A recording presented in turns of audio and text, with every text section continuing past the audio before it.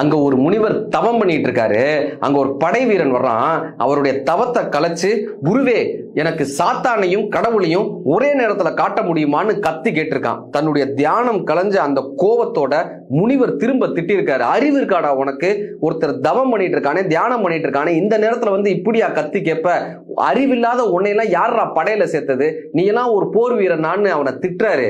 இப்ப தன்னை திட்டிய மனிதரை பார்த்த உடனே அவனுக்கு கோபம் வருது. உடனே தன்னுடைய வாளை உருவி, நான் யார் தெரியுமா? இந்த நாட்டினுடைய படை தளபதி, உன் தலையை வெட்ட போறேன் பாருன்னு அவருடைய கழுத்துல அந்த கத்தியை வைக்கிறான். இப்ப அவர் சிரிச்சுக்கிட்டே சொன்னாராம், இப்பொழுது சென்று கண்ணாடியை பார், உன் முகத்தில் சாத்தான் தெரிவான்னு அவர் சொல்லியிருக்காரு.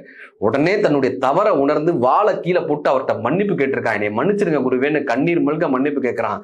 அப்ப அவர் சொல்றாரு, இப்பொழுது சென்று கண்ணாடியை பார், உன் முகத்தில் கடவுள் தெரிவார். அன்பு உன்னிடம் இருக்கும் போது கடவுள் தெரிகிறார்.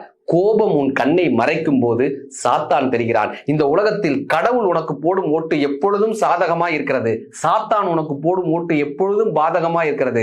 மூன்றாவது ஓட்டான உன் ஓட்டு தான் நீ அன்பை கொண்டு போட போகிறாயா, கோபத்தை கொண்டு போட போகிறாயா என்பதை பொறுத்து அமைகிறது.